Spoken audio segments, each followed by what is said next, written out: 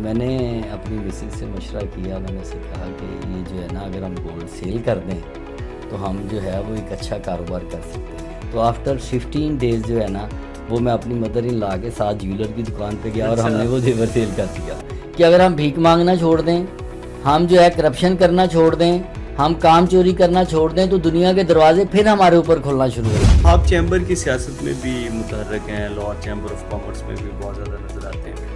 آپ کو کیا لگتا ہے کہ پاکستانی اکانومی کیسے امپروو ہو سکتی ہے؟ مجھے ایک کال آتی ہے کہ جی آپ کے گودام میں آگ لگ گئی ہے اور میں وہاں سے بھاگ نکلتا ہوں. جب آتا ہوں وہاں پہ دیکھتا ہوں کہ یہ گودام مکمل طور پہ جل چکا ہے. یہاں کے لوگ کیوں نہیں اتنی زیادہ ترقی کر پاتے جتنا چائنا نے اپنا نام بنا لیا ہے، جتنا جاپان نے اپنا نام بنا لیا؟ بیٹی کی شادی کی ہے، بٹ جہیز میں نے اس کو کیا دیا ہے، ایک بہترین ٹیم دی ہے، لیپ ٹاپ دیے ہیں اور اس کو اسکل دی ہے، آئی ٹی کی اسکل دی کہ بیٹا یہ تمہارا جہیز ہے. لیکن ادارے تو کہتے ہیں نا کہ بزنس مین جو ہے وہ ٹیکس چور ہے پاکستان میں. شہزاد روشن گیلانی کا سلام پہنچے. ہر شخص سوچتا ہے کہ کاروبار ہونا چاہیے، لیکن پیسے نہ ہونے کی وجہ سے کاروبار نہیں کر پا رہا، آگے نہیں بڑھ پا رہا، اپنا نام نہیں بنا پا رہا. لیکن اسی ماحول میں ایسے بہت سارے لوگ ہوتے ہیں جو اپنا نام بھی بنا لیتے ہیں، اپنا کاروبار بھی بنا لیتے ہیں، پیسے ان کے پاس بھی نہیں ہوتے اور پیسوں کو وہ مینج ضرور کر لیتے ہیں. ہمارے ساتھ آج ایک بہت انسپائرنگ شخصیت میاں فریاد احمد صاحب موجود ہیں، جنہوں نے بہت ہمبل بیک گراؤنڈ سے پاکستان کے ایک بڑے فرنیچر کے برانڈ کو نہ صرف بنایا بلکہ سکسیزفلی چلا رہے ہیں. آج ہم ان سے بات کریں گے اور جاننے کی کوشش کریں گے کہ یہ کیسے ممکن ہوا، کیا چیلنجز فیس کیے اور کس طرح سے آج ان کا برانڈ پاکستان کا ایک بڑا برانڈ ہے. السلام علیکم میاں صاحب. وعلیکم السلام. سب سے پہلے تو آپ کا بہت شکریہ، آپ نے اپنے قیمتی وقت میں سے ہمیں وقت عنایت کیا. جی آپ کا بھی شکریہ کہ آپ نے مجھے جو ہے وہ اظہار خیال کا موقع دیا اور میں آپ کا مشکور ہوں. تھینک یو سو مچ. میاں فریاد صاحب بتائیے گا کہ آپ فرنیچر کا ایک بڑا برانڈ رن کرتے ہیں، تو یہ فرنیچر کے بزنس میں آپ کب سے ہیں اور کب اسے سٹارٹ کیا اور کیسے سٹارٹ کیا؟ بسم اللہ الرحمن الرحیم. تھینک یو شہزاد روشن گیلانی صاحب کہ آپ نے مجھے خیالات کا جو ہے وہ اظہار کرنے کا موقع دیا ہے. تو فرنیچر کا بزنس جو ہے یہ کوئی بہت پرانا میرا بزنس نہیں ہے. یہ میں نے جو ہے انڈیپینڈنٹ تو آپ سمجھ لیں کہ 2013 میں شروع کیا. اس سے پہلے جو ہے وہ ہم دو پارٹنر تھے تو پارٹنر کر رہے تھے. 2013 میں شروع کیا. اس سے پہلے جو ہے وہ میرا بزنس تھا میڈیسن کا اور بہترین بزنس تھا، پروفٹ بہت اچھی تھی. بٹ ایک چیز تھی جو میرے دل کے اندر کھٹکتی تھی کہ میں سمجھتا تھا کہ میرا یہ جو کام ہے نا یہ ٹھیک نہیں ہے. اور میں مطمئن نہیں تھا اس سے. تو میں 2008 میں جب حج پہ گیا تو وہاں پہ میں نے جا کے تو حرم شریف میں دعا بھی کی. وہاں پہ میں نے مفتی صاحب بیٹھتے ہیں حرم شریف میں، ان کو یہ کویسچن بھی لکھ کے بھیجا کہ جی میرا میڈیسن کا بزنس ہے اور میں جو ہے نا دیتا رائٹ پرسن کو ہی ہوں. میں سٹورز کو دیتا ہوں یا میں ڈاکٹرز کو دیتا ہوں، بٹ میں سیٹسفائیڈ نہیں ہوں کیونکہ مجھے پتہ ہے کہ یہ کسی نہ کسی اینڈ پہ مس یوز ہوتا ہے. تو اب وہ مس یوز ہونے کی وجہ سے جو ہے نا وہ میں مطمئن نہیں تھا. تو وہاں پہ جو مفتی صاحب بیٹھے ہوئے تھے انہوں نے کہا جی کہ آپ کا رزق مشکوک ہے، لہٰذا آپ اس کو چینج کر لیں. اور ساتھ ہی انہوں نے بڑی خوبصورت بات کی. انہوں نے کہا کہ اللہ نے آپ کا رزق جو ہے وہ لوہے قرآنی میں لکھ دیا ہے، نہ ایک ذرہ زیادہ نہ کم، وہ نہیں ملنا وہی ہے جو آپ کی قسمت میں ہے. اب ڈپینڈ کرتا ہے تمہارے اوپر کہ تم اسے حلال طریقے سے کماؤ یا مشکوک رزق سمجھ کے اس کو کماؤ. تو اس پہ گیلانی صاحب میں نے حج کے دن تھے، میں حج پہ گیا. وہاں پہ ہی مفتی صاحب نے فرمایا، انہوں نے کہا جی کہ میدان عرفات کے اندر ہر مانگی جانے والی دعا قبول ہوتی ہے، اور اگر کوئی انسان یہ سمجھے کہ میری دعا قبول نہیں ہوئی تو اس سے بڑا گناہ گار کوئی نہیں. انہوں نے سٹیمپ لگا دی. اب جب میدان عرفات میں گیا جہاں پہ میں اپنی دنیا اور آخرت کے لیے دعائیں مانگ رہا تھا، اپنے بزرگوں کے لیے دعائیں مانگ رہا تھا، تو اس میں ایک دعا ایڈیشن میں نے یہ بھی کر دی کہ یا اللہ میرا رزق جو ہے نا وہ بدل دے، میرے لیے رزق کے اسباب جو ہے نا وہ اچھے پیدا فرما دے. تو اسی جد و جہد میں اللہ سے دعا بھی کی, یقین بھی ہو گیا تھا کہ یہاں پہ دعا قبول ہوتی ہے, تو بس آگے پھر میں نے جد و جہد شروع کر دی. اور الحمدللہ ملٹی ووڈ فرنیچر جو ہے اس کو پھر انڈیپینڈنٹ جو ہے میں نے, ویسے تو یہ 6 سے آن ورڈ چل رہا تھا 8 سے میں, پر اس وقت میری کو بہت زیادہ اس کے ساتھ اٹیچمنٹ نہیں تھی. تو آگے میں نے جب جد و جہد شروع کر دی تو پھر الحمدللہ اس کو 2013 میں انڈیپینڈنٹ میں نے سٹارٹ کر لیا. پارٹنر تھے, پارٹنر کو جو ہے نا وہ دوسرا بزنس جو تھا ہمارا موبائل ایسیسریز کا وہ دے دیا, اور اس کو میں نے جو ہے نا وہ آن سے چلانا شروع کر دیا. تو اس کے بعد میں چونکہ محنتی تھا, ایفرٹ کر رہا تھا, میں نے جو ہے اس کے اندر وہ سارے جو ہے نا ٹولز وہ یوز کیے, اور الحمدللہ اس وقت ملٹی ووڈ فرنیچر جو ہے پاکستان کے اندر ایک فیمس برانڈ ہے, اور لوگ ہماری جو ہے نا وہ ڈفرینٹ جگہ پہ مثال دیتے ہیں کہ بڑے ہی تھوڑے شارٹ ٹائم میں جو ہے وہ ہم نے ایک بڑا برانڈ جو ہے الحمدللہ پاکستان میں انٹروڈیوس کروا دیا ہے. اچھا, ویسے آگے بڑھنے سے پہلے میں یہ ضرور پوچھنا چاہوں گا, آپ نے اپنے برانڈ کے حوالے سے بات کی ہے, تو آپ کے برانڈ کی ایسی کون سی سروس ہے یا ایسا کون سا کام ہے جس پہ آپ کو فخر محسوس ہوتا ہو کہ یہ کام میرا برانڈ الحمدللہ کرتا ہے؟ اچھا, اس میں ایک چیز تو یہ ہے جی کہ ہم کہتے ہیں کہ ہمارا سلوگن یہ ہے good quality with best price. Okay. کہ ہم کوالٹی کے اوپر بالکل کمپرومائز نہیں کرتے, بہترین کوالٹی دیتے ہیں. لو کوالٹی کی چیز جو ہے نا وہ ہم اپنے کلائنٹ سے جو ہے نا وہ سوری کر لیتے ہیں, اس کو ہم دے نہیں سکتے. ہم کہتے ہیں جی کہ آپ کسی اور سے تیار کروا لیں, کیونکہ ہماری کوالٹی ہی ہماری پہچان ہے. اور دوسرا یہ ہے کہ جب ایک چیز آپ کوالٹی میں دے دیں گے تو آپ کو اس میں کوئی پریشانی نہیں آئے گی, بلکہ یہ ہوگا کہ کلائنٹس آپ کے جو ہے نا وہ آگے بڑھنا شروع ہو جائیں گے, اور وہ آپ کو جو ہے ریفرنس کے طور پہ جو ہے نا وہ لینا شروع ہو جائیں گے. لوگوں کو ریفرنس دیں گے کہ اگر آپ کو اچھی چیز چاہیے تو آپ ملٹی ووڈ فرنیچر سے رابطہ قائم کریں. ایک چیز تو یہ الحمدللہ ہماری جو ہے نا وہ مارکیٹ کے اندر آئیڈینٹیفیکیشن بنی کہ لوگوں نے یہ دیکھا کہ ان کی کوالٹی بہت اچھی ہے. اور دوسرا میں نے یہ کام جو ہے سنت نبی صلی اللہ علیہ وسلم کے مطابق کیا, اور میں نے پوری کوشش کی کہ میں اپنی کمٹمنٹ کو آن کروں, میں ادھار پہ بزنس نہ کروں, اور میں پوری ایمانداری کے ساتھ اور دیانتداری کے ساتھ جو ہے نا بزنس کو لے کے چلوں. اور یہی 2-3 چیزیں ایسی ہیں جس سے الحمدللہ اللہ نے ہمیں جو ہے وہ کامیابی عطا کی, اور اس وقت پاکستان کے اندر ملٹی ووڈ فرنیچر برانڈ جو ہے نا اس کا ایک نام ہے, اور لوگ جو ہے وہ اس کی مثالیں دیتے ہیں کہ یار انہوں نے واقعی کام کر کے دکھایا مارکیٹ کے اندر. اچھا, اور آپ کا جو یہ بزنس ہے یہ آپ کا فیملی بزنس ہے یا آپ نے اسے خود سٹارٹ کیا؟ گیلانی صاحب, ہمارا فیملی بزنس بیک گراؤنڈ تو ہے ہی نہیں. میرے والد صاحب جو ہیں وہ تو مزدوری کرتے تھے, اور مجھے یاد ہے کہ جب میں بزنس لائن میں آیا تو مجھے انہوں نے سپورٹ نہیں کیا, بلکہ انہوں نے مجھے ایک مثال دی. پنجابی میں کہتے ہیں پتر اسی مزدور لوگ ہاں تے کاروبار ساڈے وس دا کام ہی نہیں ہے, پتر اسی اینو کر ہی نہیں سکتے. تو میرا چونکہ عزم تھا اور میری یہ نیت تھی کہ انشاءاللہ میں نے جو ہے وہ اپنا کام ضرور کرنا ہے. تو جب نیت ہو اور آپ کی کوشش ہو تو پھر اللہ تعالیٰ اس میں کامیابی دیتا ہے. تو اس طرح میں جو ہے وہ بزنس میں آیا. مجھے یہ وراثت میں بزنس نہیں ملا, بلکہ میں نے اس بزنس کو زیرو سے شروع کیا اور پوری اپنی صلاحیت اور ایفرٹ لگا کے اس کو چلایا. الحمدللہ میرا یہ ماننا ہے کہ بزنس کوئی بھی ہے اس کو آپ جو ہے وہ پوری ایمانداری کے ساتھ محنت کے ساتھ کریں, اور موجودہ دور کے جو ٹولز ہیں, لیٹسٹ ٹولز جو ہیں ان کو اپلائی کرتے جائیں. آپ لیٹسٹ ورائٹی جو ہے وہ انٹروڈیوس کرواتے جائیں, اچھی کوالٹی مارکیٹ میں دیتے جائیں, تو پھر آپ کا بزنس جو ہے نا وہ ڈے بائی ڈے گرو کرتا ہے.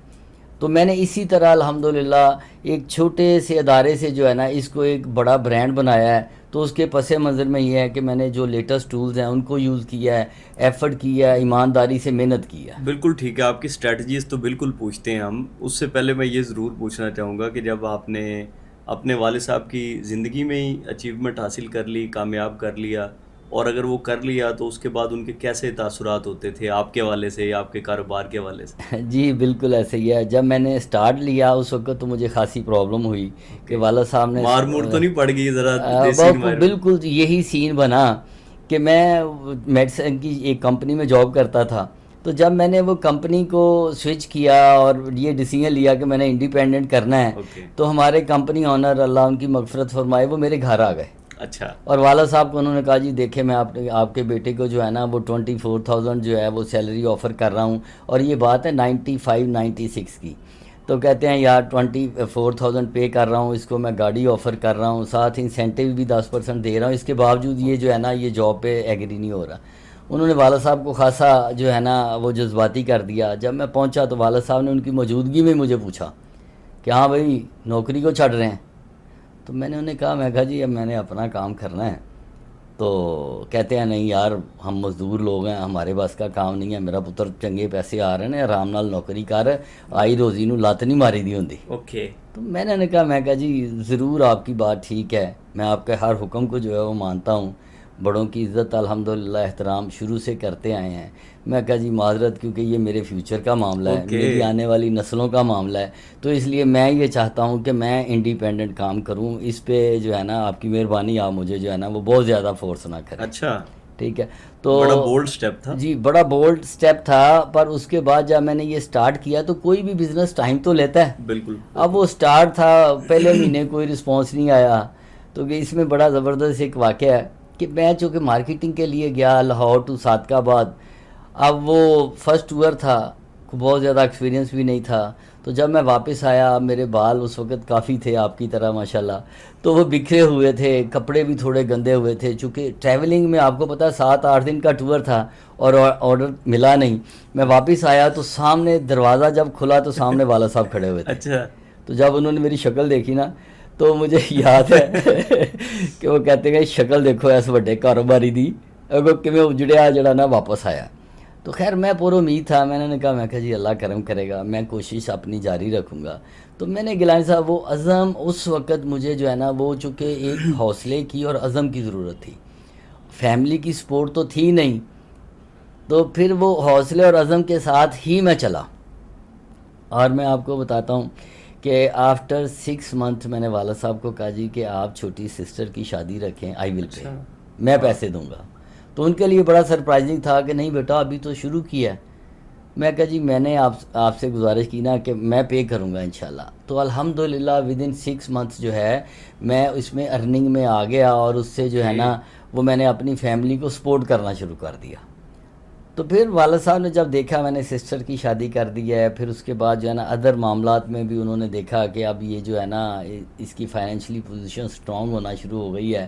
تو پھر ان کی بیسٹ وشز بھی ساتھ آ گئیں، دعائیں بھی ساتھ آ گئیں، بلکہ مجھے کہتے ہیں بیٹا وہ نا ایک چھوٹی سی پراپرٹی ادھر پڑی ہوئی ہے اس کو سیل کر کے نا تو اس میں ایڈ کر لو اور بھائیوں کو ساتھ اٹیچ کر لو. واہ واہ واہ. ٹھیک ہے نا جی. تو اب وہ چونکہ انہوں نے دیکھا کہ یہ تھوڑا سا چل تو پڑا ہے تو چلو یہ 7 بھائیوں کو اٹیچ کرے گا. اور الحمدللہ 95 ٹو ٹل اب تک ہم 4 بھائی ہیں، چاروں ہی اکٹھے ہیں اور اسی فیلڈ میں ہی ہیں، فرنیچر لائن میں ہی. مگر جہاں پہ میں اگر وہ میڈیسن کی لائن سے موو کر کے ادھر آیا تو وہ میرے ساتھ ہی ہیں الحمدللہ. بلکہ میرے بھانجے اور بھتیجے جو ہیں وہ بھی الحمدللہ میرے ساتھ ہی اس وقت جو ہے نا وہ ہمارے دستے بازو ہیں، ہمارے ساتھ ہی مل کے کام کرتے ہیں. ٹھیک ہے. تو یہ بزنس کا ہمارا آغاز تھا کہ جہاں سے وہ پہلے والد صاحب ناراض تھے اور پھر وقت آیا کہ انہوں نے مجھے اتنا سپورٹ کیا کہ وہ پراپرٹی کہا کہ یار سیل کر کے نا وہ بھی ایڈ کر لو. اچھا چلیں اللہ پاک جنت نصیب کرے آپ کے والد صاحب کو. اب ان کی یاد میں ان کے جانے کے بعد ان کی کیا ایسی باتیں ہیں جو آپ یاد رکھتے ہیں، یا کون سے ان کے عمل ہیں جو آپ کرنے کی کوشش کرتے ہیں؟ بے شمار چیزیں ایسی ہیں الحمدللہ. انہوں نے ساری عمر جو ہے وہ اللہ کے دین کی سربلندی کے لیے کام کیا اور دعوت و تبلیغ میں انہوں نے اپنی زندگی کو وقف کیا ہوا تھا. جو بھی ان کے پاس آتا تھا اس کو جو ہے نا وہ آخرت کے حوالے سے کوئی نصیحت کرتے تھے. تو ان کی تو بے شمار یادیں وابستہ ہیں. بس ان میں سے 2-3 جو مین ہیں وہ اس میں ایک یہ ہے کہ الحمدللہ انہوں نے مجھے جو ہے نا وہ ایک تاکید پہلے ہاتھ کی کہ بیٹا ہر شہر میں ایک مضبوط قلعہ بنانا.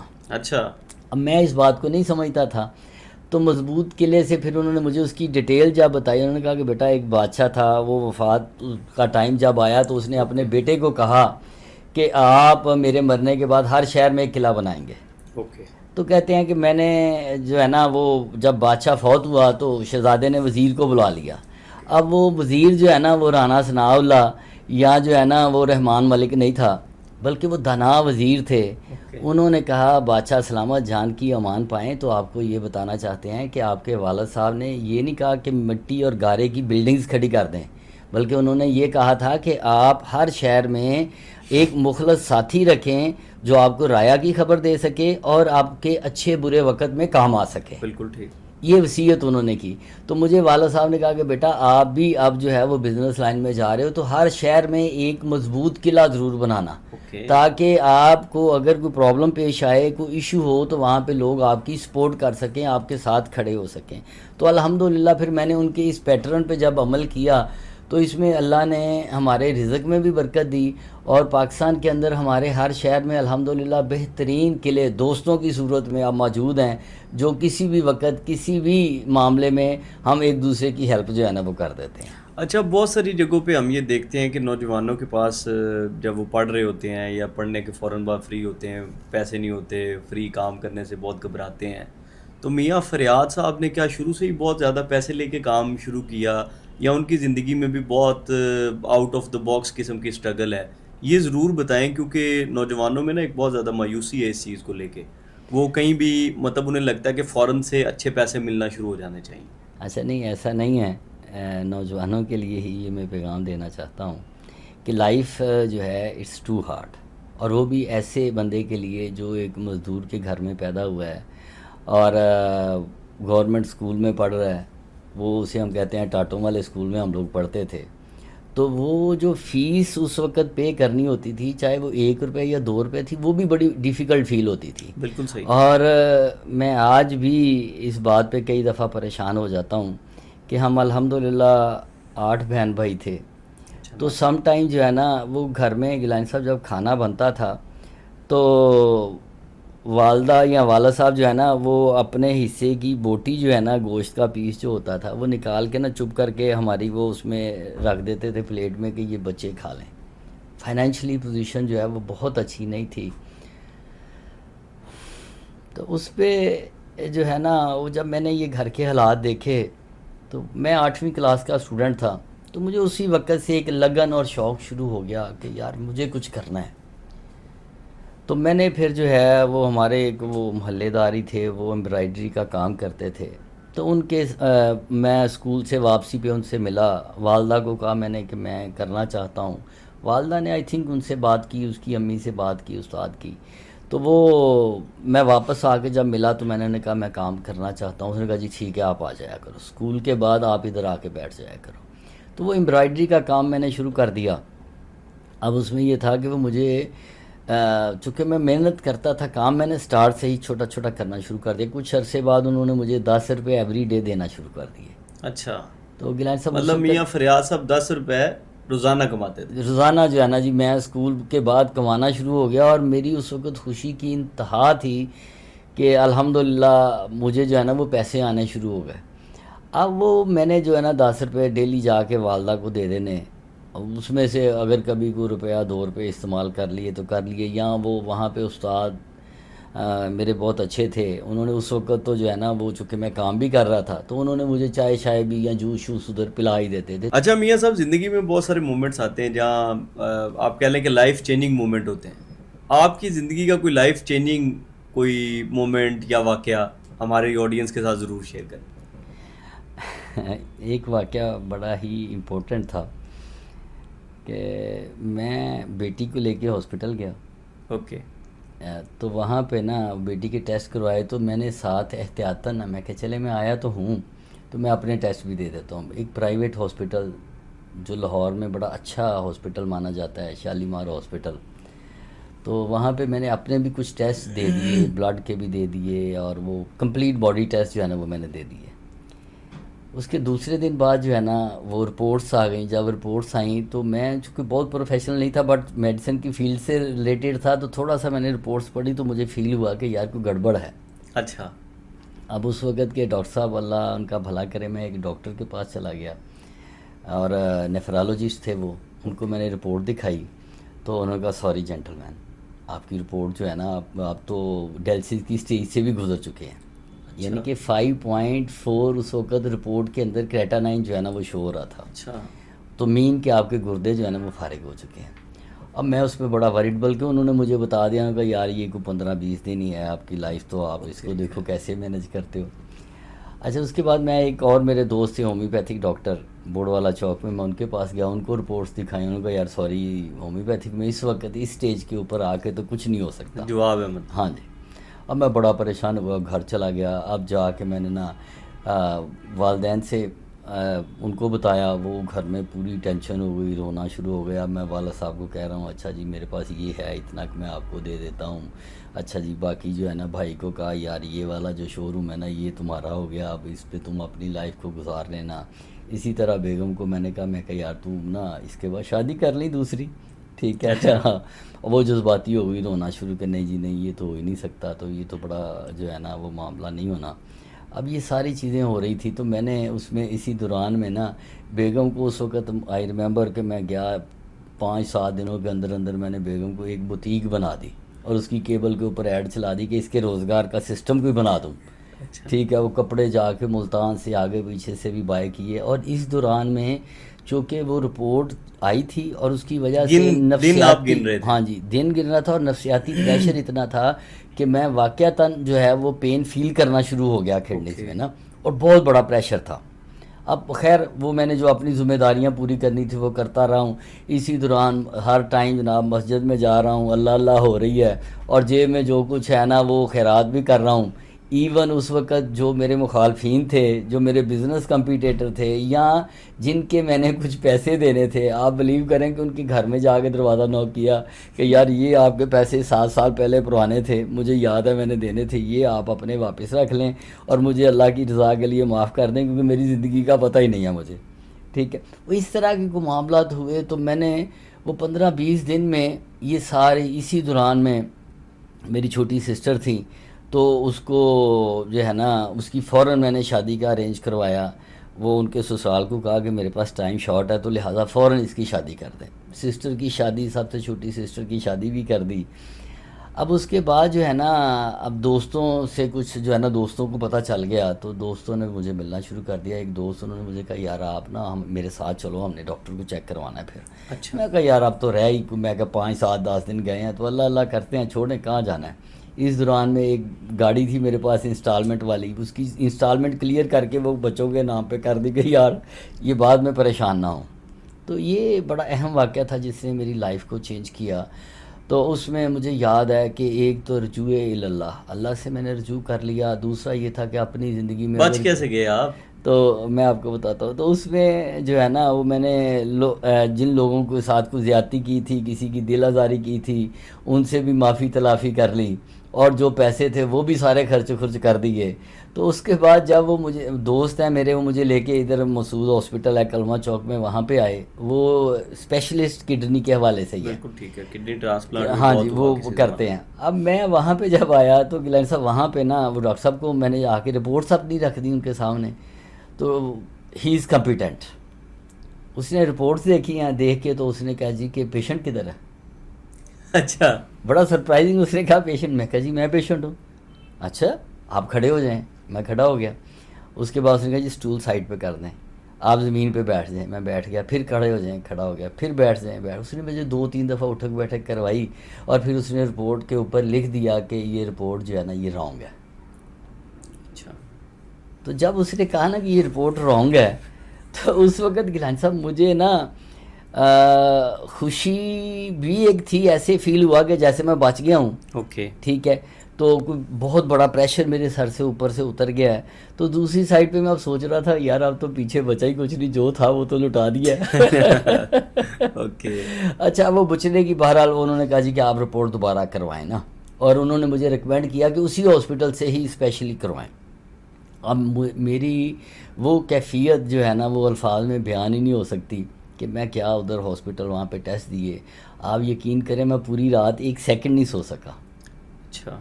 ہماری لیبز کا اللہ بھلا کرے، ان کا معیار ایسا، میں کیا کہوں کہ یہ انسانی جانوں کے ساتھ کھیلتے ہیں کہ وہ 15-20 دن مجھے پتا ہے میں نے کتنے کرب اور کتنے پریشر میں گزارے. بالکل صحیح بات. کیا وہ میں نے ٹیسٹ دے کے میں گھر چلا گیا ہوں، رات ساری نہیں سویا. صبح ٹھیک 8 o'clock جو ہے نا میں ہاسپٹل کی لیب میں موجود تھا. اور جب انہوں نے مجھے رپورٹ دی تو وہ رپورٹ چونکہ میں خود تھوڑا سا انڈرسٹینڈ کرتا تھا، میں نے رپورٹ پڑھی تو وہ نارمل جتنا کریٹنائن ہوتا ہے 0.75 0.8 وہ میرا نارمل، اور اس رپورٹ میں بھی وہی آیا. تو وہ مجھے ایک نئی زندگی ملی، اچھا. ٹھیک ہے الحمدللہ، جس میں یہ سمجھتا ہوں کہ اب وہ نا ایک وہ ہے چڑیا چگ گئی کھیت، اب پچھتاوے کیا ہو جب چڑیا چگ گئی کھیت. تو میں اس پہ یہ سوچتا ہوں کہ اب اس وقت مجھے جو ہے نا وہ بچنے کی ایک جگہ پہ خوشی تو ضرور تھی، بٹ اس وقت میں سارا کچھ اپنا لٹا چکا تھا، ٹھیک ہے. تو یہ ایک آپ سمجھ لیں کہ میری زندگی میں چینج آیا کہ جس کے بعد میں 100% میرا بیہیویئر چینج ہو گیا. میں نے اپنے اندر پھر ایسی جو ہے نا وہ چیزیں ایڈ کر لیں کہ جس میں صلہ رحمی آ گئی، جس میں جو ہے نا وہ معاف کرنا، درگزر کرنا، اور اپنے جذبات جو ہیں جو بہت زیادہ ایموشنل تھے ان کو میں نے ختم کیا، بالکل. اور عاجزی اور انکساری کے ساتھ پھر جو ہے نا وہ لائف کو چلانا شروع کر دیا. یہ میری زندگی کا سب سے بڑا ٹرننگ پوائنٹ تھا. دیکھیں مومن کی زندگی کا تو بنیادی پہلو یہ ہے کہ اگر وہ یہ سوچ لے کہ کسی بھی وقت وہ جا سکتا ہے، کیونکہ وہ مہمان ہے نا اس بے دنیا پہ. شک بے شک تو آپ نے تو جب وہ ایک سرٹن پریشر آیا تو اپنے وہ سارے معاملات کیے جو کہ ایک روٹین میں ایک انسان کو کرنے چاہیے. تو اگر ہمیں یہ پتہ ہو کہ ہم کسی بھی ٹائم جا سکتے ہیں تو میرا خیال ہے ہم ایک اچھے انسان کے طور پر، ایک اچھے سوسائٹی میں رہنے والے شخص کے طور پر ہی میرا خیال ہے بے شک کیسے بے شک تو کیسے. چلیں یہ بڑا ایک آپ کہہ لیں کہ حیرت انگیز واقعہ تھا جس جی نے بالکل ایسے ہی ہے، جو یقینی طور پہ ایک میڈیکل سیکٹر کے اوپر تو بہت بڑا کویسچن ہے ہی ہے، بالکل ایسے. لیکن اس سے چلیں یہ بنیادی بات ضرور ہے کہ انسان جب اللہ کی طرف جانے لگتا ہے واپس تب اس میں نرمی آتی ہے. نرمی آ جاتی ہے. اس کے علاوہ میاں صاحب یہ بتائیں کہ آپ نے ڈائیورس بزنس کیا ہے، دبئی میں بھی آپ کا کاروبار ہے، چائنا میں بھی ہے، اور بھی مختلف ملکوں میں آپ کام کرتے ہیں، تو کیا ڈفرینس ہے وہاں کے لوگوں کے سوچنے میں اور یہاں کے لوگ کیسے سوچتے ہیں، وہاں کے لوگ کیسے سوچتے ہیں؟ تو یہاں کے لوگ کیوں نہیں اتنی زیادہ ترقی کر پاتے جتنا چائنا نے اپنا نام بنا لیا ہے، جتنا جاپان نے اپنا نام بنا لیا ہے، یا جتنا کسی اور ملک نے اپنا نام بنا لیا؟ اللہ سب بڑا اہم واقعہ اس میں ڈسکس کرتا ہوں. میں ابھی یہ ریسنٹلی رمضان شریف میں جب چائنا گیا تو وہاں پہ ایک کمپنی کے سی او سے میری جو ہے نا وہ ملاقات ہوئی. اوکے. ٹھیک ہے. تو جب میں ملا تو میں اس کو چونکہ پرانا جانتا ہوں، 2015 سے میں اس کے ساتھ کام کر رہا ہوں. تو میری جب ملاقات ہوئی تو میرے لیے سرپرائزنگ تھا کہ ایک بہت بڑی گاڑی انہوں نے جو ہے نا وہ مجھے پک کرنے کے لیے بھیجی. جب میں ان کی فیکٹری گیا تو وہ فیکٹری پہلے والی تھی نہیں، بہت چینج ہو چکی تھی. تو میں نے اس سے پوچھا کہ what is your success story? تو مجھے کہتی ہے کہ boss after dinner we discuss this matter. اچھا. ٹھیک ہے. اب ڈنر کے بعد ہم لوگ جب بیٹھ گئے تو اس نے کہا جی کہ میں اپنی سکسیس اسٹوری جو ہے نا وہ بعد میں شیئر کروں گی، پہلے میں پاکستان کی جو اسٹوری ہے نا اس کے اوپر ڈسکس کرنا چاہوں گی. تو میں نے اسے پوچھا how you know Pakistan story? She said I read everything in Google. Okay. تو پھر اس نے مجھے بتایا کہ پاکستان کی اس وقت جو اکانومی یا معاشی صورتحال ہے اور وہ بہت خراب ہے، اس کی بیسک ریزن یہ ہے کہ تمہارے لوگ جو ہیں وہ کام کرنا چھوڑ گئے ہیں. اچھا. وہ محنت کرنا چھوڑ گئے ہیں. اوکے. وہ کیسے؟ اس نے کہا کہ آپ کے ملک میں ایوریج ورکنگ کیپیسٹی جو ہے وہ تو 2 آور 10 منٹ ہے، 2 گھنٹے 10 منٹ. اچھا میں نے اسے کہا، میں کہا نہیں کچھ تھوڑا زیادہ کر لو، کیونکہ میں خود محنتی ہوں تو میں سمجھتا ہوں کہ ہر بندہ اسی طرح ایوریج کر رہا ہے کام. تو اس نے کہا کہ نہیں، آپ گوگل پہ جا کے سرچ کرو تو پاکستان کے اندر 800 آورس پر ایئر کام ہوتا ہے. تو اس نے کہا اس کو کیلکولیٹ کرو تو 2 گھنٹے 10 منٹ ہی بنتے ہیں. اس نے کہا جتنے ترقی یافتہ ملک ہیں، چائنا ہے یا ادر کنٹریز ہیں، جاپان ہے، کوریا ہے، اس نے کہا وہاں پہ 3000 پلس آورس پر ایئر کام ہوتا ہے. ایوریج جو ہے وہ 8 آورس پلس بنتا ہے. تو اس نے کہا اس میں تو کوئی ایسی چیز ہے ہی نہیں، اگر آپ چاہتے ہیں کہ آپ کی اکانومی بہتر ہو، آپ کی معیشت بہتر ہو، تو پھر اس نے کہا کہ must be need 8 hours working. اس نے کہا لاؤ میں لکھ کے دیتی ہوں کہ 2 سال پاکستانی نیشن جو ہے وہ 8 گھنٹے ورکنگ کرنا شروع کر دے، وہ کہتی ہے آپ کی اکانومی جو ہے نا وہ گرو کر جائے گی. اور اس نے پھر مجھے بتایا، اس نے کہا ہماری بیسک جو ہے نا وہ سکسیس اسٹوری جو ہے نا وہ یہی ہے، یہی ہماری سکسیس ہے کہ ہم 8 گھنٹے جو ہے وہ نیت سے کام کرتے ہیں. بلکہ اس نے مجھے کہا کہ یو سویئر آف گاڈ، اس نے کہا اپنے اللہ کی قسم کھا کے نیت کر کے 8 گھنٹے کام کر لو، تمہیں دنیا کی کوئی طاقت ترقی سے نہیں روک سکتی. اور پھر اسی کے ساتھ ساتھ اس نے ایک ہمارے نوجوانوں کے لیے بھی پیغام دیا. اس نے کہا پاکستانی نوجوان جو ہیں اس کے ڈریم بہت بڑے ہیں، وہ دیکھتا ہے کہ میرے پاس زندگی کی ہر آسائش ہونی چاہیے بٹ مجھے کام نہیں کرنا. کہتی وہاں پہ موبائل کے اوپر یہ سرچ اس کی نہیں ہے، یہ گوگل کی سرچ تھی. اوکے. گیلانی صاحب وہ بتا رہی ہے کہ آپ کے ملک کا بچے سے لے کے بڑا ہر بندہ جو ہے نا وہ ایٹ لیسٹ 5 سے 6 گھنٹے کم از کم اس کا موبائل سکرین ٹائم ہے، اور وہ ویسٹ ہے. بالکل وہ صحیح کہتی بات. اس پہ وہ صرف سکرولنگ کرتا ہے، کوئی بالکل صحیح. سرچنگ نہیں کرتا، کوئی لرننگ نہیں کرتا، کوئی ریڈنگ نہیں کرتا، جسٹ سکرولنگ کرتا ہے اور ٹائم ویسٹ کرتا ہے. اب وہ کہتی اگر ڈریم بڑے ہیں، خواب بڑے ہیں، تو پھر اس کے لیے تو یہ موبائل جو ہے نا یہ سرچنگ کے لیے یوز کرے گا تو اس کو پازیٹیو ہے، اور اگر اس کے اوپر وہ لرننگ کے لیے کرے گا تو اس کو نالج ملے گا. ہارڈ ورکنگ کرنی ہے تو اس پہ کر سکتے ہیں. ٹھیک ہے، تو یہ بیسک انہوں نے انالیسس بھی ہمارے بتا دیے کہ چائنا کی ترقی کا میں راز سمجھتا ہوں کہ اس وقت وہاں پہ اگر 70% جو ہے نا الیکٹرک گاڑیاں اور الیکٹرک بائکس آ چکی ہیں، اور وہ ڈے بائی ڈے ترقی کر رہا ہے. ان کو بالکل کرونا نے بھی افیکٹ نہیں کیا. ٹھیک ہے، اس کی بیسک ریزن یہ ہے کہ وہ محنتی قوم ہے. ہمیں بھی اسی طرح اگر ہم محنت کرتے ہیں اور دل لگا کے کوشش شروع کر دیتے ہیں، اور میں آج آپ کے پروگرام میں بھی یہ کہتا ہوں کہ 8 گھنٹے اگر ہمارا نوجوان سمیت آپ کے اور میرے بالکل صحیح. ورکنگ شروع کر دے تو انشاءاللہ دنیا کی کوئی طاقت پاکستان کی ترقی کو روک نہیں سکتی. ہماری معیشت بھی بہتر ہوگی، ہمارے حالات بھی بہتر ہوں گے، ہمارا جو ہے نا روپیہ وہ بھی مستحکم ہوگا، اور ہم ڈالر کے جو ہے نا پیچھے بھاگنے والوں میں سے نہیں ہوں گے. بالکل میں آپ کی بات کو اس لیے انڈورس کروں گا. مجھے میرے ایک دوست نے فون کیا اور اس نے بتایا کہ میرے پاس ایک بندہ کام کرتا ہے، تو وہ نماز بڑے خوش و خضوع کے ساتھ پڑھتا ہے، وضو بھی بڑے خوش و خضوع کے ساتھ کرتا ہے، اور اسے ہر نماز کے لیے کوئی آدھا پونا گھنٹہ درکار ہے. 3 نمازیں وہ پڑھتا ہے تو کوئی 2.5 سے 3 گھنٹے کے آس پاس وقت وہ لیتا ہے نمازوں میں. ایسے اور مغرب کا وقت جب آتا ہے نماز کا تو اس کی چھٹی کا ٹائم ہے تو وہ پڑھے بغیر چلا جاتا ہے. ایسے کہتا ہے بطور مسلمان تو میں برداشت کر سکتا ہوں وہ پہلی 3 نمازیں ایسے کہ ہی چلو یار ٹھیک ہے، لیکن جب وہ چوتھی نماز چھوڑ کے جاتا ہے تو یہ میرے لیے بڑا امتحانی مرحلہ ہے کہ میں کیا کروں. بالکل ایسے ہی. تو میں نے اسے کہا کہ آپ نے اسے کچھ بھی نہیں کہنا، وہ کوئی اور عمل کر کے چلا جائے گا آپ کے چلا اوپر جائے گا. ایسے ہی اور اپنے آپ کو ہیرو بنا لے گا. بالکل ٹھیک ہے، آپ نے اس کے عقائد کے اوپر یا آپ نے اس کے جو عمل ہے اس کے اوپر کوئی بات نہیں کوئی کرنی. بات آپ نہیں کو سمجھ نہیں آ رہا تو کسی بھی طریقے سے جو ہے وہ آپ اس کو سوری کر سکتے ہیں یا اسے جو بھی کہنا کہہ سکتے ہیں، لیکن آپ نے اس کو یہ نماز والا میٹر نہیں کہنا، کیونکہ یہ اس میں بات بڑی جگہوں پہ انتہا پسندی اور اس طرح کے میٹرز ہمیں بالکل دیکھنے ایسے پڑتے ہیں. تو بالکل اگر پاکستانی لوگ بھی اپنا ٹائم بہتر کر لیں کام کا بالکل اور ڈیڈ اونیسٹ ہو کے کام کریں تو یقینی طور پہ بہتری آ سکتی ہے. اور میاں صاحب یہ بتائیں کہ کوئی 2 سے 3 ایسی خوبیاں جو چائنیز میں اور پاکستان میں نہیں ہیں، پاکستانیوں میں نہیں ہیں. ایسے ہی سب سے پہلی تو نا میں اسے کہتا ہوں کہ ساڈے تے تھے نا جی پیٹ چال ہے، ایک کم چلتا ہے تو ساری قوم اسی وہ پیچھے لگ جاتے ہیں. ٹھیک ہے. ٹھیک ہے، اور کچھ عرصے بعد پتہ چلتا ہے کہ وہ سارے جو ہے نا وہ فلاپ ہو گئے ہیں. اوکے. میں نے یہ چائنا میں دیکھا ہے کہ وہاں پہ بڑے بڑے گروپس بیٹھے ہوئے ہیں، اور ہر گروپ نے اپنی ایک آئیڈینٹیفیکیشن بنائی ہوئی ہے. اوکے. ان کی ایک ڈومین ہے. مگر میں فرنیچر لائن کی بات کرتا ہوں تو فرنیچر کے اندر ایک کمپنی ہے، وہ صرف جو ہے نا وہ اس کا گیس شفٹر بناتی ہے جو چیئر کو اپ ڈاؤن کرتا ہے. اوکے. اچھا، اب اس کے پاس ورتھ کتنی ہے کہ 3000 پلس اس کے پاس جو ہے نا وہ سٹاف کی ٹیم ہے، لیبر ان کے پاس ہے.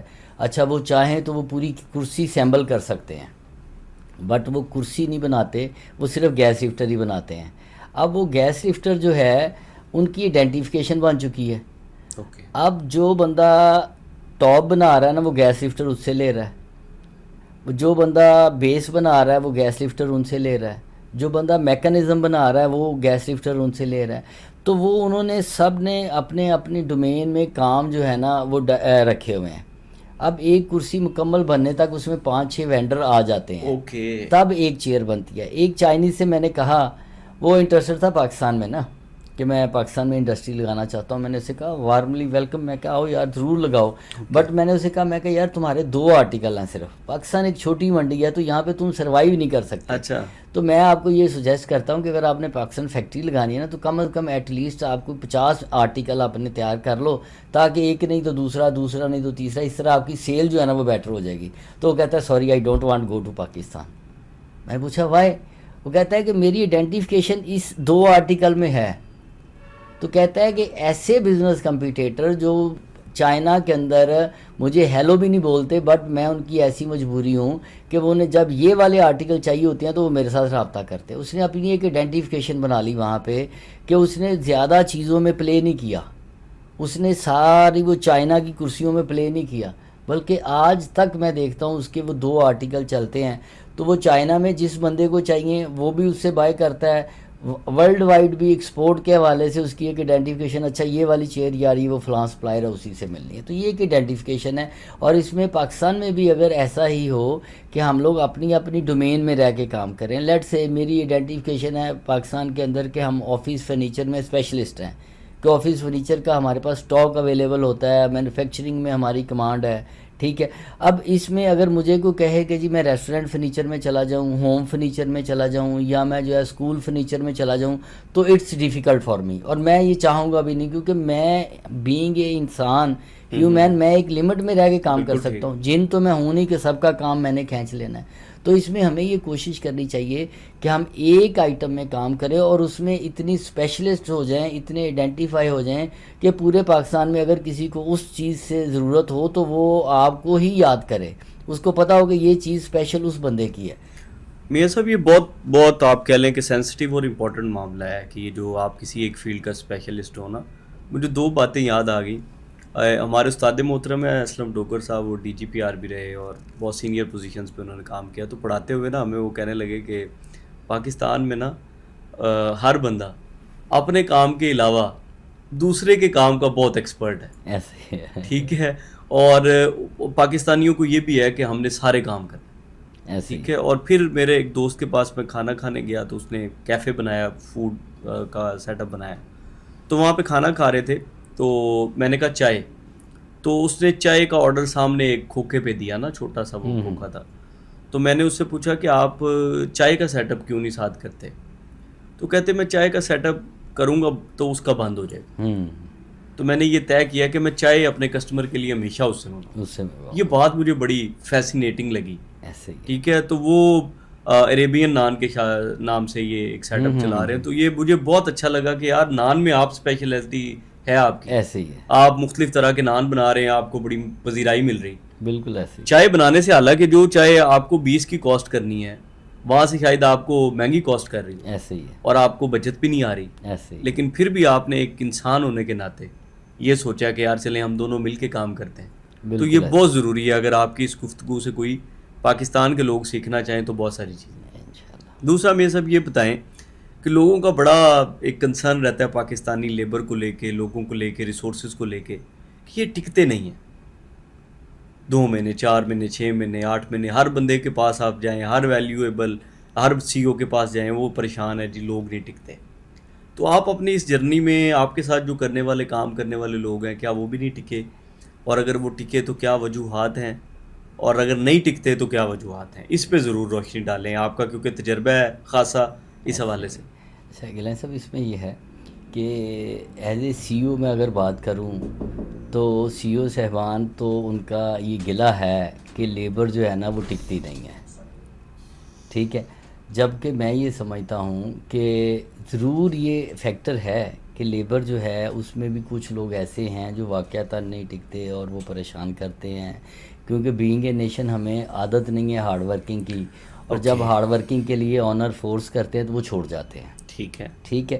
بٹ اس میں جو سب سے امپورٹنٹ چیز وہ یہ ہے کہ ہم خود as a boss, as a CEO اپنا بھی جائزہ لیں کہ ہماری جو ہے وہ اپنی لیبر کے ساتھ جو ہے وہ بانڈنگ کتنی ہے. اوکے. ہمارا ان کے ساتھ رویہ کیسا ہے، ہماری ان کے ساتھ جو ہے وہ ان کے سکھ دکھ میں ریلیشن شپ کیسی ہے.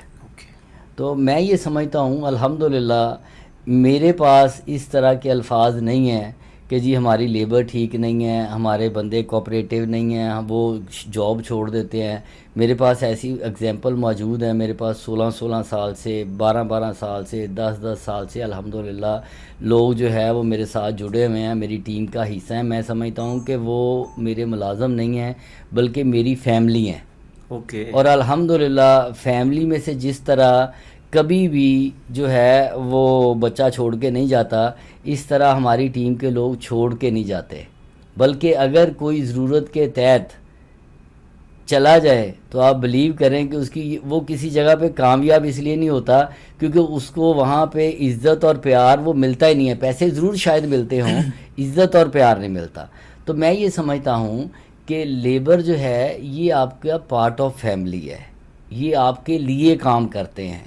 تو ان کو عزت دینا, ان کی ضروریات کا خیال رکھنا اور ان کے ساتھ مل کے بیٹھ کر جو ہے نا مشاورت کے ساتھ معاملات کو کرنا, تو پھر آپ کی لیبر نہیں وہ آپ کی فیملی بن جاتی ہے. اور فیملی جو ہے نا وہ ہمیشہ ہی اکٹھی رہتی ہیں, وہ فیملیاں چھوڑ کے نہیں جاتی ہیں. اور الحمدللہ میں یہ سمجھتا ہوں جب بھی میری ٹیم سے میری ملاقات ہوتی ہے, بیٹھتے ہیں, تو میں ان کو کہتا ہوں یار کہ اگر کہیں کسی جگہ کے اوپر فادر جو ہے وہ گھر کے جو سربراہ ہیں وہ اگر ناراض ہو جاتے ہیں تو اس کا مطلب ہرگز بھی یہ نہیں ہوتا کہ گھر چھوڑ کے چلے جائیں.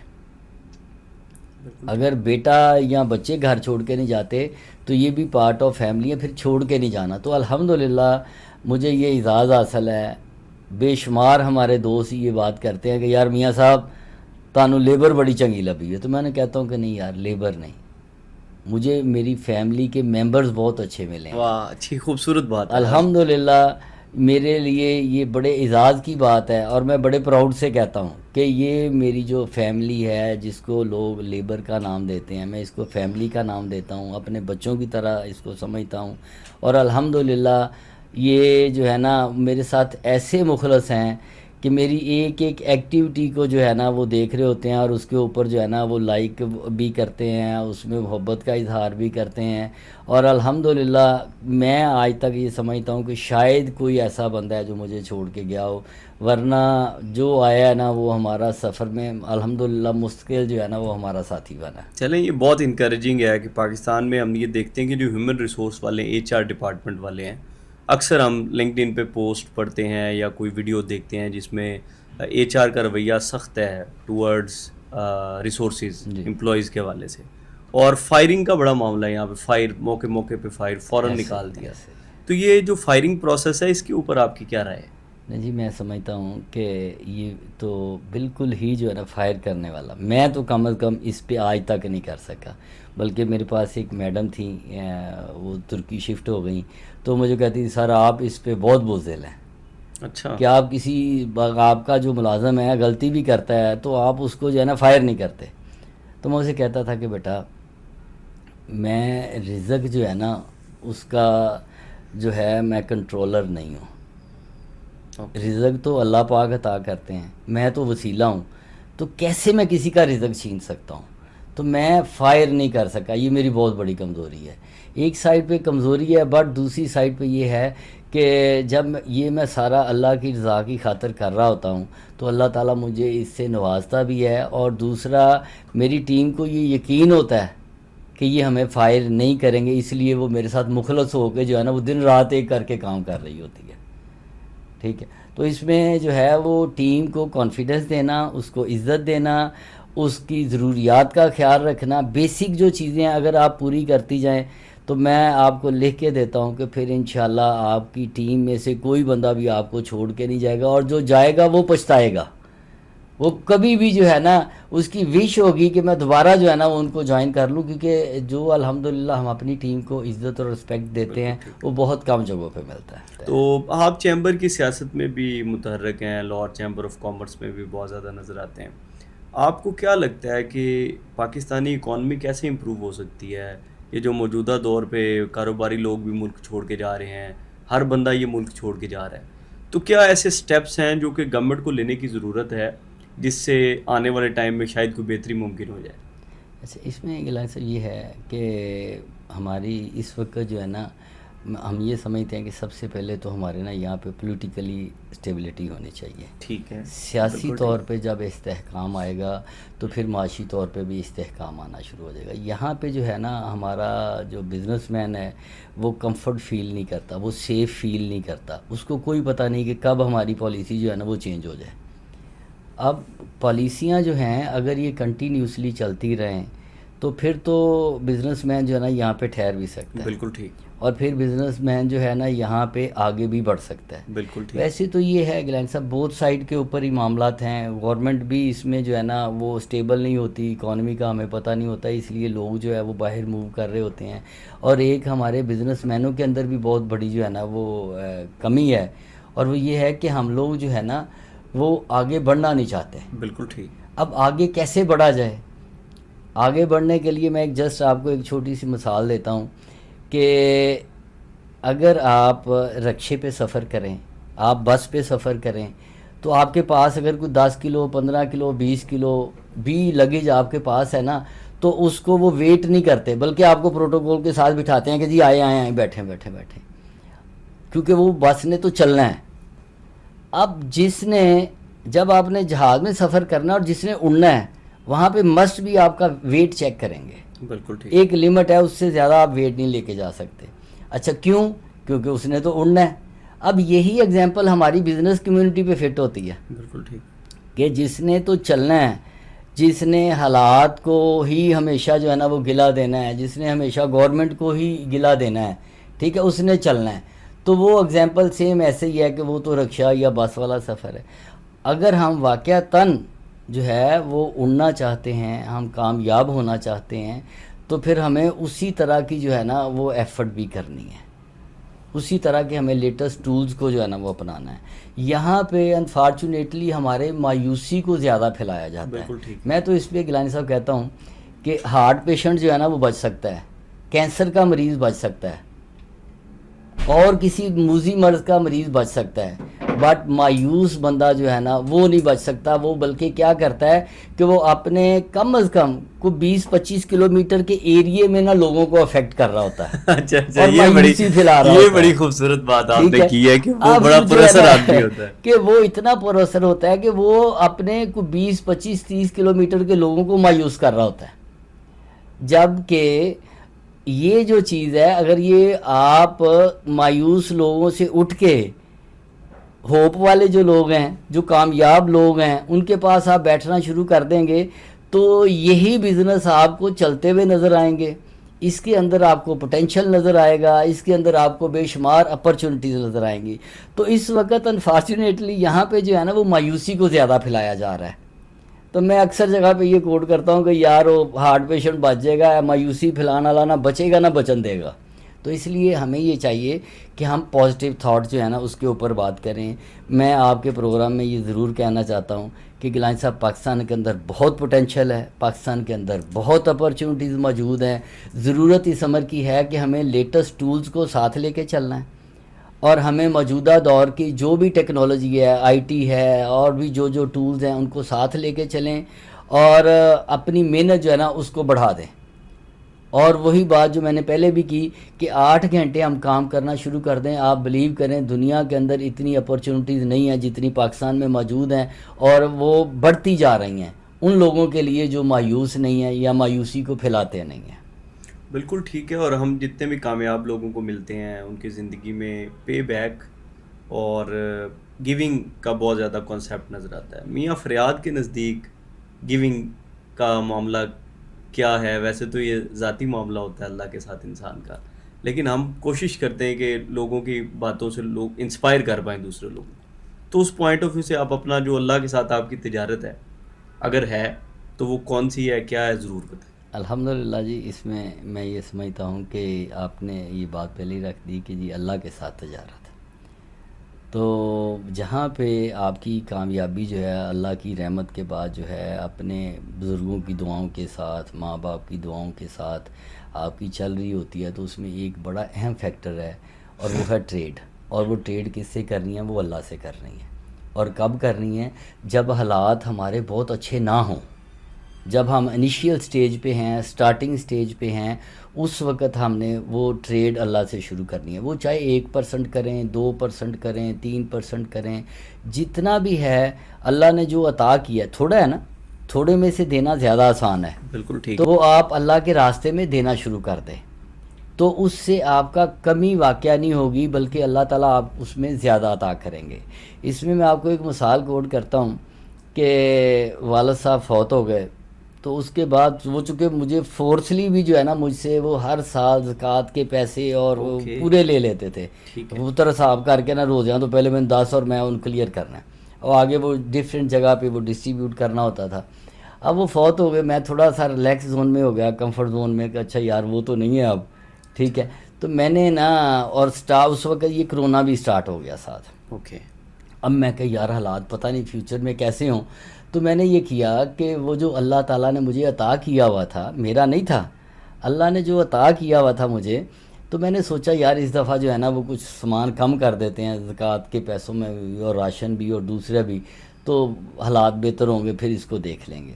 تو سڈنلی گیلانی صاحب مجھے ایک کال آتی ہے کہ جی آپ کے گودام میں آگ لگ گئی ہے, ٹھیک ہے. اور میں وہاں سے بھاگ نکلتا ہوں, جب آتا ہوں وہاں پہ دیکھتا ہوں کہ ایک گودام مکمل طور پہ جل چکا ہے اور فائر بریگیڈ کی 12-13 گاڑیاں جو ہے نا انہوں نے وہ کوشش کر رہے تھے آگ کو بجھانے کی. جب میں ادھر پہنچا ہوں تو اب میں نے جب وہ کھڑا ہوا ہوں تو میں اپنا جائزہ لے رہا ہوں, تو آپ بلیو کریں کہ میرے ذہن میں فوراً آیا کہ اللہ تو بڑا غفور الرحیم ہے, بٹ یہ تمہاری جو نیگلیجنسیاں نا وہ یہاں پہ سامنے آ رہی ہیں کہ کمی کرنے کی سوچ رہا تھا وہ ادھر سے نہیں تو ادھر سے تو نکل گیا, ٹھیک ہے. اور دوسرا وہ والد صاحب کی دعائیں جو ساتھ ہوتی تھیں وہ بھی نہیں ہیں. یہ وہی تاریں ہیں جو 10 سال 20 سال سے ادھر لگی ہوئی تھیں, ان کو آرڈر نہیں تھا کہ انہوں نے جو ہے نا وہ شارٹ سرکٹ کرنا ہے, اور وہ اس دن وہ شارٹ سرکٹ ہوا. تو پھر وہیں پہ کھڑے کھڑے اللہ سے دعا کی کہ یا اللہ مجھے معاف کر دو, آئندہ سے تیرے راستے میں دیتے وقت جو ہے نا وہ اس میں کمی نہیں کروں گا یا سوچوں گا نہیں, تیرے دیے ہوئے مال میں سے دیتا رہوں گا, یا اللہ اس آگ کو ادھر ہی ٹھنڈا کر دے. تو گیلانی صاحب ایک 4 انچ کی دیوار تھی راستے میں, اس کے ساتھ میرا ایک گودام تھا, اس کے ساتھ ایک اور بڑا گودام تھا. تو مجھے یاد ہے وہ فائر فائٹر آیا, اس نے مجھے کہا جی کہ یہ ساتھ والے کمرے میں بھی جو ہے نا یہ ہال میں وہ ہیٹ زیادہ ہو گئی ہے, کسی بھی ٹائم پہ آگ بھڑک سکتی ہے, آپ مجھے الاؤ کریں تو میں اس کے نا بڑے جو فرنٹ والے شیشے ہیں وہ توڑ دوں. میں کہا یار رسک نہ لینا, دیکھ لو اگر کوئی ہو سکتا ہے. بٹ اس وقت وہ فلم میرے جو ہے نا وہ دماغ میں چل رہی تھی کہ زکوٰۃ میں کمی کا سوچ رہے تھے اور پیچھے دعاؤں کا سلسلہ بھی بند ہو چکا تھا. تو پھر ساتھ ہی اللہ سے جو ہے نا جب دعا کی کہ یا اللہ اس آگ کو ادھر ہی ٹھنڈا کر دے تو آئندہ تیرے راستے میں کمی نہیں ہوگی. تو وہی بندہ وہ فائر فائٹر گیا, اس نے جا کے وہ ہیمر سے شیشے توڑ دیے اور وہ الحمدللہ میرا وہ بھی گودام سیف ہو گیا, ساتھ والا بھی بچ گیا. تو یہ میں سمجھتا ہوں کہ اللہ کے راستے میں دینے سے, اور وہ بھی کس میں سے جو اللہ نے عطا کیا ہوا اس میں سے دینے سے, بابا جی فاق کہتے ہیں نا کہ دتے وچوں دینا ہے. ہاں دتے جو دینا, وہ دتے اللہ نے دیا ہے جن کو وہ دینے اس میں سے جو ہے نا, اور یہ دنیا انہی لوگوں کی وجہ سے چل رہی ہے. بے شک ایسی ہے. تو اس کے بعد نا میں نے یہ 2 گیلانی صاحب, ایک تو یہ کہ الحمدللہ اس کے بعد اللہ کے دیے ہوئے مال میں سے کبھی جو ہے نا ہاتھ نہیں روکا, اس کو خرچ کرتا ہوں. اور دوسرا ایک میرے الحمدللہ پیچھے جو دعاؤں کا خزانہ ہے وہ یہ ہے کہ میری سسٹرز جو ہیں الحمدللہ ان کو جو والدہ کو میں خرچہ دیتا تھا وہ میں نے ان کو ان کی جب فوتگی کے بعد جو ہے نا والدہ فوت ہوئی تو وہ میں نے سسٹروں کو دینا شروع کر دیا. اور ٹل آج تک بھی, اور اپنی زندگی جہاں تک میری زندگی ہے وہاں تک انشاءاللہ وہ میں دیتا رہوں گا. اور پھر جو والد صاحب کو خرچہ دیتا تھا وہ بھائیوں میں ڈائیورٹ کر دیا, ان میں تقسیم کر دیا کہ یہ لے جی یہ آپ کو ہر مہینے ملے گا. اور الحمدللہ میں یہ آپ کے پروگرام کے توسط سے یہ کہنا چاہتا ہوں کہ سب سے پہلے اپنے بہن بھائیوں پہ خرچ کریں, اپنے عزیز و اقارب پہ خرچ کریں, ان کا حق ہے. پھر اس کے بعد آپ کے جو اللہ نے زیر آپ کے ساتھ ٹیم ممبرز ہیں ان کی ضروریات کا خیال رکھیں. ہمارے یہاں پہ یہ ہوتا ہے کہ دکھاوے کے لیے یا ہم جو ہے نا وہ خیرات بہت زیادہ کرتے ہیں اور اس میں جو ہے نا وہ مانگنے والوں کو اور پیشہ ور لوگوں کو ہم بہت زیادہ جو ہے نا وہ دے دیتے ہیں, جبکہ اپنے جو ڈیزرونگ پرسن ہیں جو مستحقین ہیں وہ رہ جاتے ہیں. تو میں یہ کہنا چاہتا ہوں کہ سب سے پہلے اپنے بہن بھائیوں کو, رشتہ داروں کو, عزیز و اقارب کو دیں, پھر اس کے بعد جو ہے نا وہ آپ جو ہے نا وہ دوسرے لوگوں کو بھی جو ہے نا وہ دیں. اچھا میاں صاحب, آپ کی کاروباری زندگی کے اوپر تو ہم نے تقریباً ساری بات چیت کر لی. ایک سماجی معاملے کے اوپر تھوڑی سی آپ کی میں رائے ضرور لینا چاہوں گا کہ پاکستان میں بہت سارے نوجوان بچے بچیاں ان کی شادیاں نہیں ہو رہی ملٹیپل وجوہات کے بنا پر نا, تو جہیز کے اوپر آپ کی کیا رائے ہے؟ جہیز میں تو کہتا ہوں جی جہیز ضرور دینا چاہیے. اوکے, یہ کیا بات ہے؟ یہ اسی طرح ہے جی کہ جہیز میں ڈپینڈ کرتا ہے کہ آپ دے کیا رہے ہیں. اگر تو آپ اپنے بچے کو بچی کو جو ہے وہ سکلز فراہم کر رہے ہیں. میں نے الحمدللہ اپنی بیٹی کی شادی کی ہے, میں نے جہیز دیا ہے, بٹ جہیز میں نے اس کو کیا دیا ہے, ایک بہترین ٹیم دی ہے, لیپ ٹاپ دیے ہیں, اور اس کو سکل دی ہے, آئی ٹی کی سکل دی کہ بیٹا یہ تمہارا جہیز ہے, اور اس جہیز کو آپ استعمال جتنا زیادہ کرو گی اتنا یہ آپ بڑھتا چلا جائے گا. یہ ایسا جہیز نہیں ہے کہ جو ویسٹ ہو جائے, یہ ایسا جہیز نہیں ہے جو آپ کی پیٹیوں میں بند پڑا رہے, یہ آپ کے جو ہے نا وہ اپنا کیبنٹس میں پڑا رہے. یہ ایسا جہیز ہے بیٹا, اس کو استعمال کرتے جاؤ گے تو یہ بڑھتا جائے گا, اور اس میں جو ہے وہ خیر ہی خیر ہے. اس میں آپ لوگوں کے لیے ذریعہ بن جاؤ گی, وسیلہ بن جاؤ گی ان کے روزگار کا. تو میں یہ سمجھتا ہوں کہ جہیز ضرور دینا چاہیے, بٹ وہ سکلز کی صورت میں دینا چاہیے. بچوں کو بچیوں کو سکلز دیں.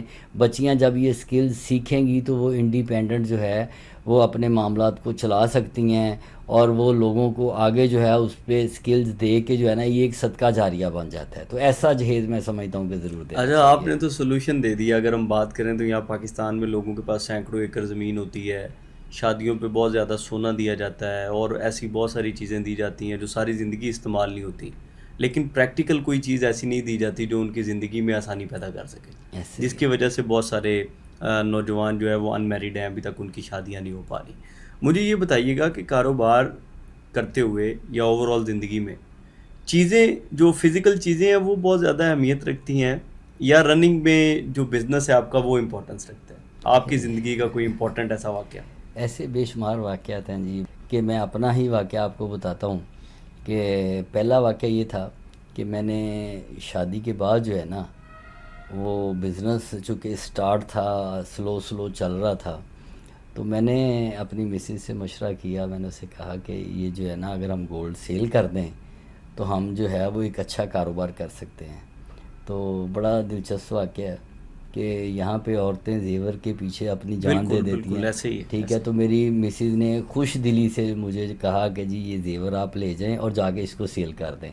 تو وہ زیور میں نے اپنی مدر ان لا سے مشورہ کیا. میں نے کہا کہ میں بزنس میں کو ایڈ کرنا چاہتا ہوں, بزنس کو بڑھانا چاہتا ہوں, مجھے کوئی پیسوں کی ضرورت ہے تو ہم سیل کر دیں. تو آفٹر 15 ڈیز جو ہے نا وہ میں اپنی مدر ان لا کے ساتھ جیولر کی دکان پہ گیا اور ہم نے وہ زیور سیل کر دیا. ٹھیک ہے, یہ تو بڑی یونیک بات ہے کہ مدر ان لا ساتھ گئی. جی وہ شی از ویری کوآپریٹیو, مگر وہ میری بڑی اچھی دوست بھی ہیں, اللہ تعالیٰ ان کو صحت دے. وہ ماں بھی ہیں, دوست بھی ہیں, اور مجھے انڈرسٹینڈ بھی کرتی ہیں. آج تک ہمیشہ وہ میری کورٹ میں کھیلی ہیں, کبھی اپنی بیٹی والی سائڈ پہ نہیں کہ یہ میرا بیٹا. یہ فن تو آپ میں نظر آتا ہے الحمدللہ. تو ایک تو یہ بڑا اہم واقعہ تھا. ایسے ہمارے جو دوست بچوں کو پیسے نہیں دیتے بزنس کے لیے, اور اسپیشلی کچھ ہمارے آرمی کے میرے دوست ہیں, وہ بھی اپنے بچوں کو جو ہے نا وہ پیسے ہیں رسک نہیں لیتے کہ نہیں جی وہ خراب کر دیں گے, جی وہ ایسے ہے کر دیں گے. تو اس لیے میں کہتا ہوں کہ بچوں کے اوپر ٹرسٹ کریں اور ان کو پیسے دیں. وہ انشاءاللہ اس میں سے جو ہے نا وہ اچھا آپ کو ٹرن آؤٹ دیں گے, اچھے کما کے دیں گے, اور ان کا فیوچر بھی آگے بڑھ جائے گا. اور اسی طرح ایک واقعہ اور میں کوٹ کرتا ہوں کہ جب میں فرنیچر کی دنیا میں آ رہا تھا تو اس وقت گیلانی صاحب پھر ایک دفعہ کرائسس آئے. ٹھیک ہے, بزنس ڈیمانڈ کر رہا تھا کہ جی اس میں کوئی انویسٹمنٹ کی جائے, کیونکہ میں نے جب اس کو بزنس کو ٹیک آف کیا تو اس وقت جو ہے نا وہ ہمارے پاس کوئی بہت لمبا چوڑا سٹاک نہیں تھا. اب بزنس انڈیپینڈنٹ جب میں نے ٹیک آف کیا تو اس میں کرائسس تھے, ایکسپینس کافی زیادہ تھے, سیل بہت کم تھی. تو اس پہ میں نے نا بیگم سے پھر ایک دفعہ مشورہ کیا. میں نے اسے کہا, میں کہا جی یہ تو وہ خود بھی پریشان تھی, بلکہ اس نے مجھے کہا, پنجابی میں مثال دی کہ وہ کھادیاں تے خوہ خالی ہو جاندے نے, 6 مہینے ہو گئے نے, ہر مہینے تسی جڑا نا وہ 1.5 2 لاکھ 2.5 لاکھ روپیہ نقصان کر رہے ہو, تو بڑا مسئلہ بنے گا, اور تسی پہلا میڈیسن والا کام بھی بند کر دیتا ہے. تو اس میں نے اسے کہا, میں کہا بھی ضرورت اس کو ہے اس وقت, میں کہا میری محنت کے اوپر تمہیں شک ہے؟ تو اس نے کہا نہیں مجھے پتہ کامیاب ہو جائے. تو میں کہا اس وقت اس کو ضرورت ہے تو لہٰذا ہمیں گھر بھیج دینا چاہیے. اچھا, تو میرا جو ذاتی گھر تھا, اس کے علاوہ 2 گاڑیاں میں نے فوری طور پہ, پھر اس میں چونکہ میں نے سیل کرنی تھی نا تو میں نے ڈیمانڈ بھی نہیں کی, جو ملا لے لیا. ٹھیک ہے, اور لے کے پیسے اکٹھے کیے, گیا چائنا, وہاں سے جو ہے نا وہ سامان خریدا, لایا اور لا کے سیل کرنا شروع کر دیا. الحمدللہ اللہ نے اس میں ایسی برکت ڈالی کہ اس وقت ملٹی ووڈ فرنیچر جو ہے وہ پاکستان کے اندر ایک بہترین برانڈ جو ہے نا وہ بنا ہوا ہے. اور الحمدللہ لوگ ہماری مثال دیتے ہیں کہ جی بزنس جو ہے نا وہ اس کو اس طریقے سے کرنا چاہیے. تو یہ دو چیزیں ایسی ہیں کہ جو پیرنٹس اپنے بچوں کو نہیں ٹرسٹ کرتے، میں کہتا ہوں کہ بچوں کے اوپر ٹرسٹ کریں، بچوں کو دیں، انشاءاللہ بچے آپ کو جو ہے نا وہ اس میں آپ کو آنے والی نسلوں تک وہ ڈلیور کریں گے۔ اچھا میاں صاحب، یہ پاکستانیوں کے ساتھ جو دنیا کا رویہ ہے جو کہ بہت غلط رویہ ہے، یہ کیوں ہے؟ اس کو کیسے ٹھیک کیا جا سکتا ہے؟ اچھا گلین صاحب، اس میں ہم بلیم کر رہے ہیں دنیا کو، جبکہ میں یہ سمجھتا ہوں کہ ہمیں بلیم خود کو کرنا چاہیے۔ اوکے، کہ ہم لوگ کیا کرتے ہیں کہ ہم جب ابراڈ میں چلے جاتے ہیں تو پھر ہم لوگ جا کے وہاں پہ بھیک مانگنا شروع کر دیتے ہیں، ہم وہاں پہ جو ہے نا وہ بینکوں سے لون لے کے کھا جاتے ہیں، ہم وہاں پہ جا کے کرپشن کرنا شروع کر دیتے ہیں۔ بیسک وجہ دنیا کے دروازے بند ہونے کی ایک تو یہ بڑی وجہ ہے کہ ہم لوگ مانگنا شروع کر دیا، اور وہاں پہ جا کے ہم نے جناب وہ کتے نہلانا شروع کر دیے، ہم نے وہاں پہ جو ہے نا وہ ایسے کام جو باعث سے شرم ہے ہم وہ کرنا شروع کر دیتے ہیں۔ بالکل ٹھیک، جبکہ پاکستان میں تو ہم بہت بڑے چودھری بنے ہوتے ہیں کہ نہیں جی ہم سے بڑا چودھری نہیں ہے، ہم نے پانی کا گلاس بھی نہیں پینا ہوتا۔ بالکل صحیح۔ تو اب جب جا کے آپ دنیا کے اندر جو ہے وہ تذلیل کا باعث بنیں گے، باعث سے بحیثیت پاکستانی میں سمجھتا ہوں کہ ہمیں ایک لیول پہ رہنا چاہیے۔ جب ہم بھیک مانگیں گے اور ہم قرضے لے کے کھا جائیں گے اور فراڈ کریں گے تو پھر دنیا کے دروازے تو آٹومیٹک ہمارے لیے بند ہوں گے ہی۔ اور دوسری سائڈ پہ انفارچونیٹلی ہماری خارجہ پالیسی جو ہے نا یہ اس کی بھی بہت بڑی ناکامی ہے بالکل ڈیفینیٹلی کہ ہماری خارجہ پالیسی جو ہے اس کو بھی یہاں پہ ورکنگ کرنی چاہیے کہ جو لوگ ٹرو بزنس مین ہیں یا جو لوگ ٹیلنٹ والے ہیں یا ہمارے جو فری لانسر ہیں، ان لوگوں کو جو مسائل ہیں وہ تو خارجہ پالیسی اس کو دیکھے گی نا، کہ وہ بات کریں چائنا سے، وہ بات کریں یو اے ای سے، وہ بات کریں یو کے سے، کہ ٹھیک ہے اس میں ہمارے لوگوں کا ایک بہت اہم اور بڑا ہی امپورٹنٹ جو ہے وہ نیگیٹو رول ہے۔ میں آج بھی آپ کے پروگرام کے توسط سے کہتا ہوں کہ اگر ہم بھیک مانگنا چھوڑ دیں، ہم جو ہے کرپشن کرنا چھوڑ دیں، ہم کام چوری کرنا چھوڑ دیں تو دنیا کے دروازے پھر ہمارے اوپر کھلنا شروع ہو جائیں گے۔ بٹ یہ ہم چھوڑ نہیں سکتے کیونکہ ہم لوگ بحیثیت قوم جو ہے نا وہ اب فقیر بن چکے ہیں۔ ایون پاکستان کے اندر بھی اب جو ہے نا آپ کو لیبر جو ہے محنت کرنے والی وہ بہت کم ملے گی، مانگنے والے آپ کو بہت زیادہ ملیں گے۔ آپ لنگر کھانے میں دیکھ لیں تو آپ کو 10,000 بندہ مل جائے گا اور فیکٹری کے اندر آپ کو 1,000 مزدور کام کرنے کے لیے نہیں ملتا۔ تو بالکل ایسے ہی ہے، ہوٹلوں کے اوپر جو ہے وہ آن لائن پیمنٹ کی آپشن موجود نہیں ہے، اور اشارے پہ کھڑا فقیر جو ہے وہ جائز کیش ایزی پیسہ سادہ پہ اور سارے اکاؤنٹ کھول کے بالکل ایسے ہی کہا کہ آپ مطلب کسی بھی اکاؤنٹ پہ ایسے ہی آپ مجھے بھیج سکتے ہیں، تو یہ بات آپ کی درست ہے۔ اور میاں صاحب یہ جو پاکستان میں جو تجارت کا رجحان ہے یا فروغ ہے، یہ کیسے رواج پا سکتا ہے؟ اچھا جی، میں سمجھتا ہوں ایک تو اس میں ہمارے جو گورنمنٹ کے ادارے ہیں ان کو فرینڈلی ہونا پڑے گا۔ ٹھیک ہے، دوسرا یہ ہے کہ اسٹیٹ بینک کو جو ہے وہ اس وقت جو انٹرسٹ ریٹ ہے وہ بہت زیادہ ہو گیا ہے۔ ٹھیک ہے، ٹھیک ہے، اب موسٹلی انڈسٹری جو ہے وہ تو چلتی ہی جو ہے وہ بینکوں سے پیسے لے کے ان سے بورو لے کے کر کے تو وہ فیکٹریاں چلتی ہیں۔ اب جب انٹرسٹ ریٹ بہت زیادہ بڑھ جائے گا تو پھر انڈسٹری کا پہیہ جو ہے نا وہ رک جائے گا۔ اس کی بیسک دو ریزن ہے، ایک تو یہ ہے کہ جب انٹرسٹ ریٹ بڑھ گیا تو آپ کا انویسٹر جو ہے نا وہ مارکیٹ سے پیسہ اٹھائے گا اور وہ کیا کرے گا، بینک میں فکس کروا دے گا، وہاں سے پروفٹ لینا شروع ہو جائے گا، اور وہ یہ ساتھ کہے گا کہ یہ بڑی سیف گیم ہے یار، اس میں رسک نہیں ہے، کیونکہ بزنس تو بہرحال ایک رسک ہے۔ بالکل ٹھیک، ٹھیک ہے، ایک تو یہ جو ہے نا ہمارا مارک اپ جو ہے انٹرسٹ ریٹ اس کو کم ہونا چاہیے، اور دوسرا جو ہے میں سمجھتا ہوں کہ ہماری انڈسٹری کو چلنے کے لیے جو ہے وہ فرینڈلی اداروں کا ہونا بہت ضروری ہے، اور گورنمنٹ کو جو ہے اس میں تھوڑا سا ریویو کرنے کی ضرورت ہے کہ پالیسیز کے اندر ہمارے ٹیکسیز نظام کے اندر جو ہے اس کو ریویو کرنا ہے۔ پھر اگر وہ انڈسٹری کو چلانا چاہتے ہیں اور ہم چاہتے ہیں کہ ہم لوگ دنیا کے اندر جو ہے وہ ڈفرینٹ کنٹریز کا جو ہے لیکن ادارے تو کہتے ہیں نا کہ بزنس مین جو ہے وہ ٹیکس چور ہے پاکستان میں۔ یہ انفارچونیٹلی یہ ہمارے اداروں کی ہیبٹ بن گئی ہے کہ وہ بزنس مین کو چور کہتے ہیں، جب کہ میں یہ سمجھتا ہوں کہ بزنس مین جو بزنس کر رہا ہے نا وہ تو اکارڈنگ ان کو سارا ڈیٹا تو گورنمنٹ کے پاس موجود ہے، تو وہ کیسے چوری کر رہا ہے؟ وہ چوری نہیں کر رہا، بلکہ ایسے چند ایک ایسے لوگ ہیں جو بزنس میں ٹیکس نیٹ میں نہیں ہیں، ان کو یہ لوگ جو ہے نا وہ کہہ سکتے ہیں، جو لوگ آلریڈی جن کا مکمل ڈیٹا ان کے پاس موجود ہے وہ تو ٹیکس چوری نہیں کر رہے، وہ تو پراپر اپنے ٹیکسز جو ہے نا وہ دے رہے ہیں۔ اچھا ٹیکسز جو ہے نا یہ ایک سائڈ ہے، ایک سائڈ کے اوپر کیا ہے کہ آپ کا مارک اپ بہت زیادہ ہے، بالکل انٹرسٹ ٹھیک. ریٹ بہت زیادہ ہے، اس کو اگر آپ کم نہیں کرتے تو انڈسٹری نہیں چلتی. اور دوسرا انڈسٹری کو جو ہے نا جب تک آپ ایک تحفظ کی یقین دہانی نہیں کروا دیتے، آپ اپنی اکانومی کو اسٹیبل نہیں کر لیتے، اس وقت تک انڈسٹری کا چلنا جو ہے نا وہ بہت مشکل ہے. اور انڈسٹری کو چلانے کے لیے اگر گورنمنٹ جو ہے وہ سبسڈی دے دیتی ہے اور گورنمنٹ جو ہے وہ آپ کو بجلی کی فراوانی اور گیس کی فراوانی جو ہے وہ یقینی بنا دیتی ہے، تو پھر انشاءاللہ جو ہے وہ پاکستان کے اندر بھی انڈسٹری کا پہیہ جو ہے وہ چلنا شروع ہو جائے گا.